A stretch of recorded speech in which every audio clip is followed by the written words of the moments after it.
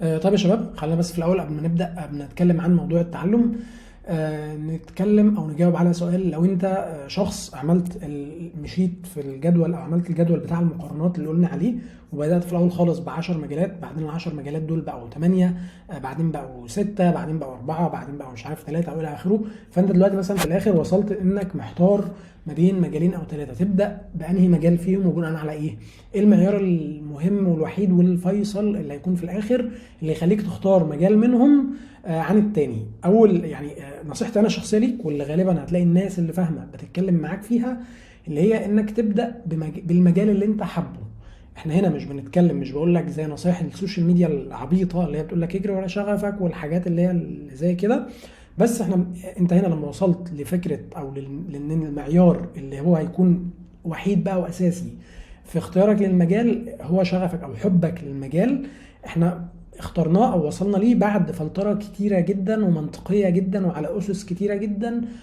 تقريبا 4 فلاتر مهمين او حتى 5 فلاتر مهمين، وجوه كل مرحله او فلتر او منهم في معايير كتير قوي. يعني في مثلا 5، فانت عندك حوالي يمكن 25 فلتر او معيار انت مريت عليهم، وبعديهم مرينا او جينا بقى للنقطه انهي مجال فيهم انت ميال ليه. احنا هنا ما مشيناش بشكل يعني عفوي، او بشكل اللي هو حاجات اللي هي بتاعت السوشيال ميديا وخلافه، اللي هي المحتوى اللي بيجيب لايكات وخلاص وشير وخلاص يعني. ولكن الموضوع كان منطقي جدا جدا، ويعني بالورقه والقلم. فانت دلوقتي هتختار المجال بناء على حبك ليه وتقبلك ليه بشكل مبدئي. طب ليه تختاره بناء على كده؟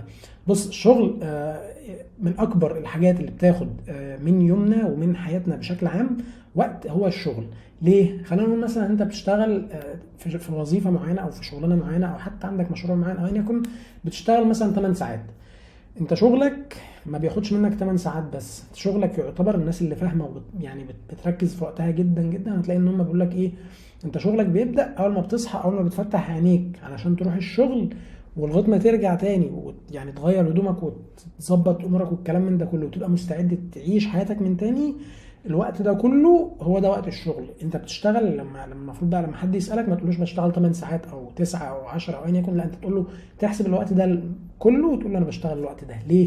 انت اول ما بتصحى من النوم، خلينا نقول مثلا انت في يومك الطبيعي اول ما بتصحى من النوم علشان تروح الشغل، اغلب الوقت انت بتصحى في وقت انت مش حابه.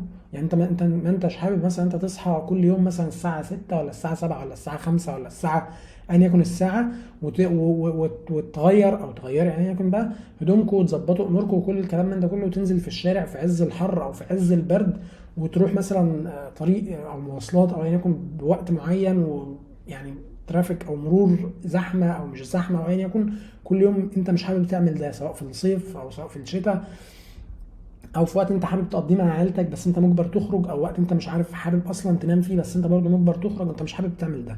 تمام. فوقتك من تاني، الوقت اللي انت بتشتغل فيه هو اي وقت من اول ما بتصحى من النوم وتدخل الحمام وتعمل مش تظبط امورك وتغير وتخرج وتركب يعني مثلا لشغلك مواصلات او عربيه او ايا يكن يعني، وتروح شغلك وتخلص شغلك وترجع من شغلك في الطريق من تاني، وترجع تيجي بيتك من تاني وتغير وخلاص انت كده مستعد تعيش حياتك ايا كان بقى اللي انت هتعمله، سواء هتنام تقعد مع اولادك او مع اسرتك او عيلتك او ايا يكن او تعمل حاجه تانيه خالص. الوقت ده كله هو الوقت بتاع شغلك، اللي هو غالبا هتلاقيه مثلا لو قلنا 8 ساعات شغل معاهم مثلا نص ساعه، مش هنقول ساعه، نص ساعه انت بتجهز فيها، طبعا البنات يعني قول ساعتين ثلاثه، معاك مثلا نص ساعه قبل الكلام ده، وهنقول مش هنقول برده ساعتين ثلاثه، ومش هنقول ساعه، هنقول مثلا ساعه، ساعه ونص في الطريق، ساعه، نص ساعه وساعه ونص، ادي ساعتين و8 ساعات. وقول برضو ساعة ونص، مع انه بيبقى اكتر بالليل يعني غالبا الطريق او بعد شغلك، نقول برضو ساعة ونص ونص ساعة لما بتغير وبتعمل، ادي عندك ساعتين و8 وساعتين، ادي 10 12 ساعة. ال 12 ساعة دول احسبهم بقى في الاسبوع، احسبهم في 5 ايام، مش هنقول في 7 ايام، احسبهم ولا في 6 حتى، احسبهم في 5 ايام، واضرب الرقم اللي هيطلع لك في الاخر اضربه في الشهر، وفي الشهر ده اضربه في السنة. شوف بقى يعني في عدد الايام بتاعت السنة، شوف انت بتقضي كام يوم في يعني كام ساعه من السنه بتاعتك في الشغل. هتلاقي ان الشغل بشكل عام، وقيس طبعا ده بقى على شغل على حياتك نفسها، شوف بقى انت بتقضي قد ايه من عمرك في الشغل. فبالتالي الشغل حاجه مهمه لازم تستثمر فيه، لازم تستثمر فيها كويس طبعا، ولازم ان انت تخليك يعني الحاجه دي كميه الوقت دي كلها لازم تخليك تختار حاجه انت حاببها. ليه حاببها؟ برضو علشان انت لما بتكون حابب حاجه، خلينا نقول مثلا عندنا فلان وعلان مثلا، زيد وعبيد، حسن وحسنين مثلا، احمد ومحمد، ايا يكن. فلان شغال مثلا هما الاثنين شغالين في نفس المجال، هما الاثنين شغالين في نفس الشركه، هما الاثنين في نفس البوزيشن، هما الاثنين غالبا بياخدوا حتى نفس السالري ونفس الامتيازات ونفس كل حاجه. الاول هو حابب الحاجه اللي هو بيشتغل فيها، والتاني شغال فيها عشان فلوس وخلاص او عشان اي حاجه.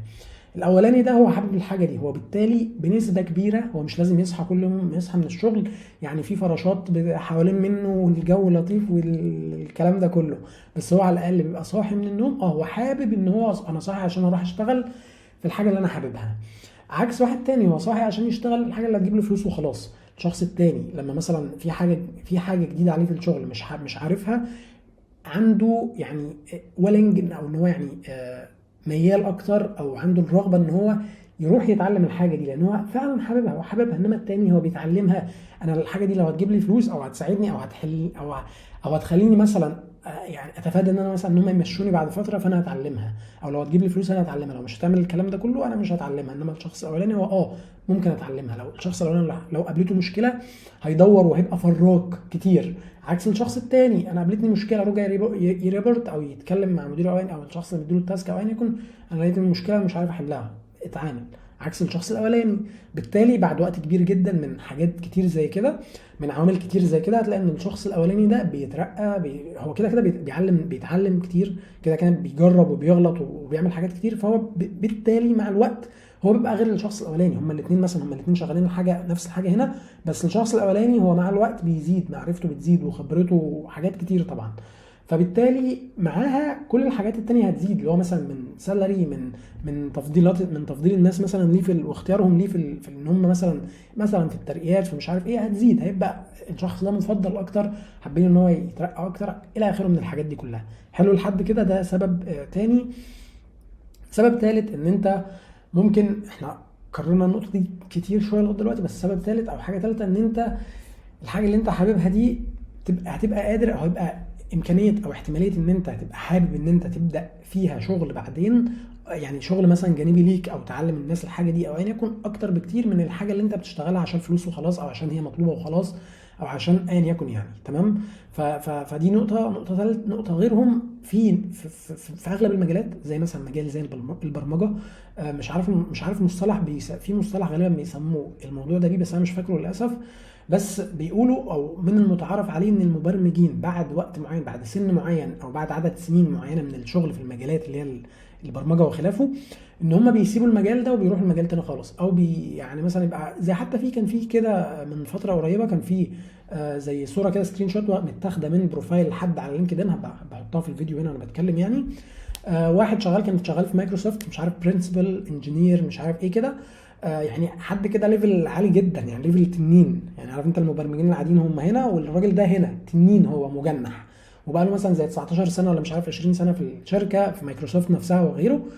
والراجل ده بعد ما عمل الكلام، بعد الخبره دي كلها، وبعد ما كان بقى يعني عنده امتيازات وسالري كبير جدا وحاجات كتير جدا وكده، ساب كل الكلام ده اشتغل يعني، عمل او فتح مش عارف مزرعه وز او حاجه زي كده، فلتربيه الوز وخلافه.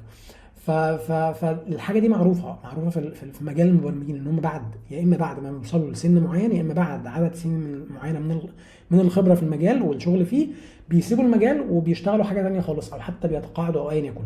فانت لما بتكون شغال في مجال انت حابه، الاحتماليه دي بتقل عندك. يعني انا عارف ان كل مجال، لو مش هنتكلم مثلا عن مجال زي البرمجه اللي هو مثلا تقيل وبياخد مجهود ذهني كبير جدا وبتاع، زي مجال تاني مش هسمي حاجه، بس زي مجال تاني مش بياخد نفس المجهود الذهني وحتى البدني وخلافه.